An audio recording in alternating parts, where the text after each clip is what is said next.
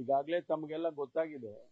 ನಿನ್ನೆ ದಿವಸ ಹುಬ್ಳಿಯಲ್ಲಿ ಒಬ್ಬ ಬಿಹಾರ ಮೂಲದ ವ್ಯಕ್ತಿ ಒಂದು 5 ವರ್ಷದ ಮಗುನ ಎತ್ಕೊಂಡು ಹೋಗಿ ಕೊಲೆ ಮಾಡಿರ್ತಕ್ಕಂಥದ್ದು.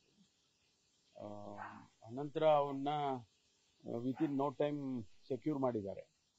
ಮಾಡಿದ್ಮೇಲೆ ಅವನು ಎಲ್ಲಿ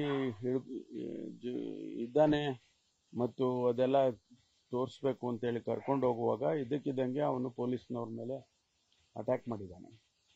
ಅವರು ಆತ್ಮರಕ್ಷಣೆ ಮಾಡ್ಕೋಬೇಕಲ್ಲ, ಅದಕ್ಕೆ ಅವರು ಕಾಲಿಗೆ ಗುಂಡು ಹಾಕಬೇಕು ಅಂತ ಫೈರ್ ಮಾಡಿದ್ದಾರೆ. ಅದು ಮತ್ತು ಬೇರೆ ಬೆನ್ನಿಗೂ ಕೂಡ ಬಿದ್ದಿದೆ ಅಂತ ಹೇಳಿ ಇಮಿಡಿಯೇಟ್ ಆಗಿ ತಗೊಂಡೋಗಿ ಆಸ್ಪತ್ರೆಗೆ ಅವನನ್ನ ಅಡ್ಮಿಟ್ ಮಾಡಿದ್ದಾರೆ. ಅಲ್ಲಿ ಆಸ್ಪತ್ರೆಗೆ ಹೋಗೋಷ್ಟರಲ್ಲಿ ತೀರ್ಕೊಂಡಿದ್ದ ಅಂತ ಹೇಳಿ ರಿಪೋರ್ಟ್ ಇದೆ.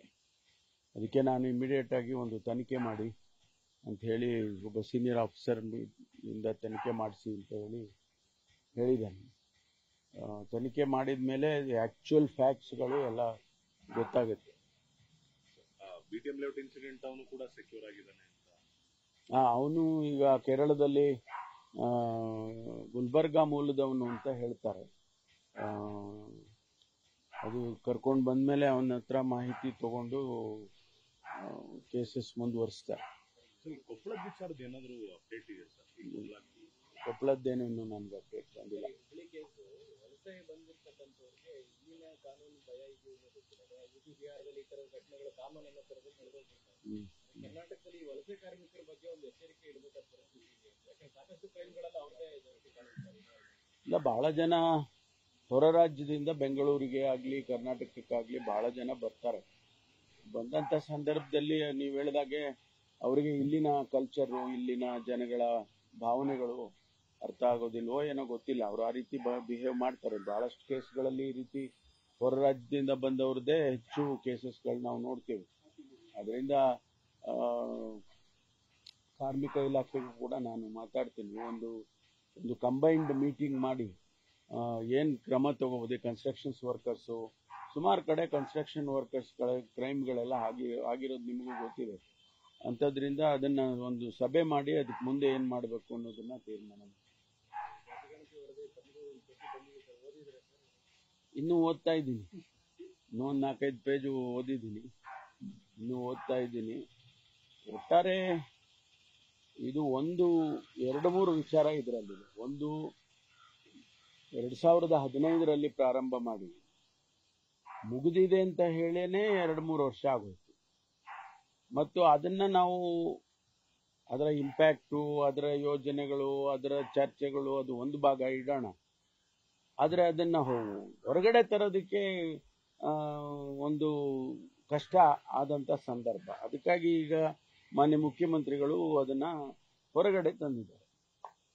ವಸ್ತುಸ್ಥಿತಿ ಏನಿದೆ ಅನ್ನೋದು ಒಂದು ಗೊತ್ತಾಗಿದೆ ಅಷ್ಟೇ. ಇದ್ರ ಮುಂದಕ್ಕೆ ಇಂಪ್ಯಾಕ್ಟ್ ಏನು, ಅದರ ಸ್ಟಡಿ, ಅದರ ಎಫೆಕ್ಟು, ಯೋಜನೆಗಳು ಮತ್ತು ಕಾರ್ಯಕ್ರಮಗಳು ಅವೆಲ್ಲನ ಈಗಲೇ ಹೇಳಕ್ ಆಗೋದೇ ಇಲ್ಲ. ಅದರಿಂದ ಈಗ ಅವರು ನಮಗೆಲ್ಲ ಪ್ರತಿಗಳನ್ನ ಕೊಟ್ಟಿದ್ದಾರೆ. ಆ ಪ್ರತಿಗಳನ್ನ ಎಲ್ಲ ಮಂತ್ರಿಗಳು ಕೂಡ ಓದ್ಕೊಂಡು ಬರಬೇಕು. 17ನೇ ತಾರೀಕು ಬೇರೆ ಯಾವುದೇ ಸಬ್ಜೆಕ್ಟ್ ಇಡೋದು ಬೇಡ, ಇದೊಂದು ಸಬ್ಜೆಕ್ಟ್ ಮಾತ್ರ ಇಟ್ಕೊಂಡು ಚರ್ಚೆ ಮಾಡೋಣ ಅಂತ ಹೇಳಿದ್ದಾರೆ. ಸೊ ಚರ್ಚೆ ಮಾಡಿದ ನಂತರ ಅಕ್ಸೆಪ್ಟೆನ್ಸು ಅದೆಲ್ಲ ಬರುತ್ತೆ. ಆಮೇಲೆ ಅದರ ಇಂಪ್ಯಾಕ್ಟ್ ಸ್ಟಡೀಸು ಅದು ಇದು ಎಲ್ಲ ಇದು ಜಸ್ಟ್ ಬಿಗಿನಿಂಗ್. ಸರ್, ಒಂದು ಟೆಕ್ನಿಕಲ್ ಫ್ಯಾಕ್ಟ್ ಏನು ಹೇಳ್ತಿರೋದಂದ್ರೆ, ಕೋವಿಡ್ ಆದ ನಂತರ ಮಾಡಿದ್ರೆ ಇನ್ನೊಂದು ಸರಿ ಹೋಗ್ತದೆ. ಯಾಕಂದ್ರೆ ಲಕ್ಷಾಂತರ ಜನರು ತೀರ್ಕೊಂಡಿದ್ದಾರೆ. ಸೊ ಆ ವರದಿ ಅಷ್ಟರ ಮಟ್ಟಿಗೆ ಸೂಕ್ತವಾಗಿರೋದಿಲ್ಲ ಅನ್ನೋ ಒಂದು ಅಭಿಪ್ರಾಯ ಕೇಳ್ಬರ್ತೀವಿ ಸರ್. ಇಲ್ಲ, ನಾವೇನು ಹೇಳಕ್ ಆಗೋದೇ ಇಲ್ಲ. ಈಗ ವರದಿಯನ್ನ ನಾವು ಸ್ಟಡಿ ಮಾಡಿ ಈಗ 15ರಿಂದ ಸ್ಟಾರ್ಟ್ ಆಗಿದ್ದು, ಪ್ರಾರಂಭ ಆಗಿದ್ದು 15ರಿಂದ.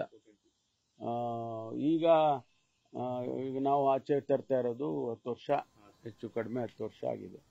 ಅದನ್ನ ನಾವು ಮೊದಲು ಅದನ್ನ ಚರ್ಚೆ ಮಾಡೋಣ. ಸ್ಟಡಿ ಮಾಡಿ ಚರ್ಚೆ ಮಾಡಿದ ಮೇಲೆ ಗೊತ್ತಾಗುತ್ತೆ. ಟೀಕೆ ಟಿಪ್ಪಣಿಗಳು ಅದಕ್ಕೆಲ್ಲ ನಾವೇನು ಉತ್ತರ ಕೊಡಕ್ ಹೋಗಲ್ಲ. ಬಹಿರಂಗ ಆಗಿರ್ತಕ್ಕಂಥ ಸಮುದಾಯವಾದ ಜಾತಿಯವರ ಅಂಕಿಅಂಶಗಳು ಸರಿ ಇದೆ ಅಂತ ತಮ್ಗೆ ಅನಿಸ್ತಾ ಇದೆ ಸರ್? ಯಾಕಂದ್ರೆ ಸಮುದಾಯದ ನಾಯಕರುಗಳು, ಪೊಲಿಟಿಷಿಯನ್ಸೇ ಮಾತಾಡಿದ್ದಾರೆ, ನಮ್ಮ ನಂಬರ್ಸ್ ಇಷ್ಟು ಇರಲಿಲ್ಲ, ಇದಕ್ಕೂ ಜಾಸ್ತಿ ಇದೆ ಅನ್ನುವಂತ ವಾದಗಳನ್ನು ವ್ಯಕ್ತಪಡಿಸ್ತಾ ಇದೆ. ತಮ್ಗೆ ಏನನ್ಸುತ್ತೆ ಈ ನಂಬರ್? ಗೊತ್ತಿಲ್ಲ, ನಾವು ಈಗ ಚರ್ಚೆ ಮಾಡೋಣ. ಮೊದಲು ಚರ್ಚೆ ಮಾಡಿದ ಮೇಲೆ ಅಭಿಪ್ರಾಯಗಳೆಲ್ಲ ಬರ್ತಾ ಇದೆ. ಸಮುದಾಯಗಳ ಅಭಿಪ್ರಾಯಗಳು ಬರ್ತಾ ಇದೆ, ರಾಜಕೀಯ ವ್ಯಕ್ತಿಗಳ ಅಭಿಪ್ರಾಯಗಳು ಬರ್ತಾ ಇದೆ, ಆಮೇಲೆ ಇಂಡಿವಿಜುವಲ್ಸ್ಗಳು ಅಭಿಪ್ರಾಯಗಳು ಬರ್ತಾ ಇದೆ.